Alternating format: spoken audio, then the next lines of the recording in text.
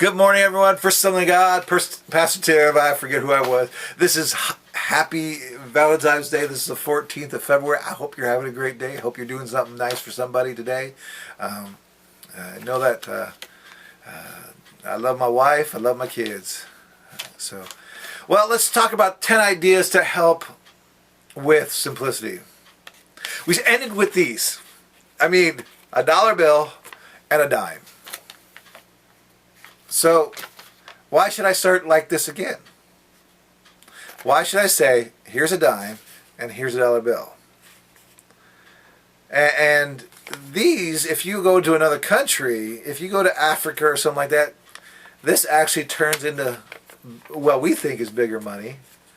But to them, it's huge money. A dollar bill is huge over there. A dime, because of the exchange rate. We have it really good here in America. Even though we're seeing some things we may not like in the economics, but can I just tell you that God takes care of those who follow Him. And you might say, well, I don't have a job. Well, let me encourage you to find a job, to look for a job. You know, don't be particular during these days and age where you're working. Find a job that can offset what you need.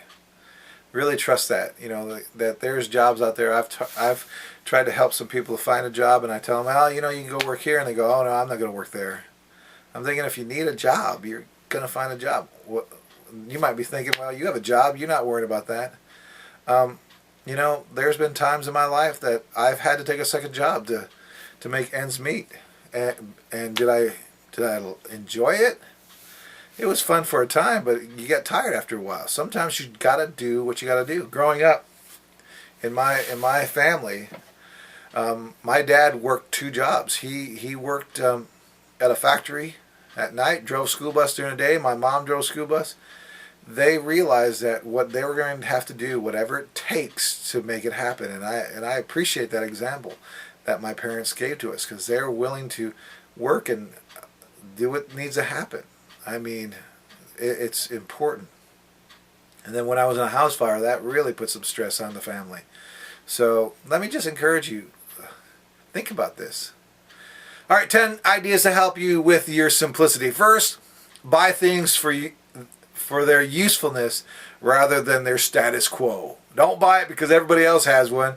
Buy it because it's useful. Second, reject anything that is producing an addiction in you. If you ask anybody in my church, I love technology. That is probably so. I have to tell you, at a confession, that I'm addicted to electronics. Now, how do I fight this urge? I don't go to Best Buy. I don't go to electronic stores and just gawk over stuff. So, all right. Third, develop a habit of giving things away. You know, you don't need to have 1,000 pairs of shoes. Give them away. Fourth, refuse to be swept up by gadgets. There's mine. All right, number 5, learn to enjoy things without owning them. You know, go for a hike. Do something. 6, develop a deeper appreciation for creation and nature. Go for a hike. Go camping. Go tenting. Do something outdoors. I like riding my bikes outdoors. That's probably where my extra income or money, because it goes into biking, you know. 7, keep a skeptical attitude about buy now, pay later deals. They're just hooking you, okay? 8, this is a good one. Obey Jesus' instruction about plain, honest speech. Number 9, reject anything that hurts other people.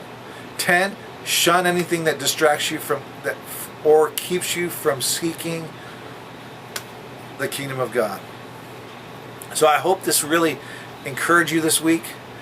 Next week, I'll be speaking on a really good subject that I want to talk to you about. It's called tearing off the roof. If you go back into the archive of my videos, I've actually spoke about this once before, and it was because I was going to preach about it. Maybe I haven't, I can't remember. But I'm going to be talking about tearing off the roof. It's a sermon that I believe will impact your life and encourage your heart, but it's that important. I believe that we need to hear it. We all need, including me. So tune in next week as we develop tearing off the roof. God bless you. And if you don't have a church in Coffee County, Please come join us on at First Assembly of God, corner of 9th and Yuba at 10:30 in the morning. Love to have you be our guest. May God bless you. We'll see you later.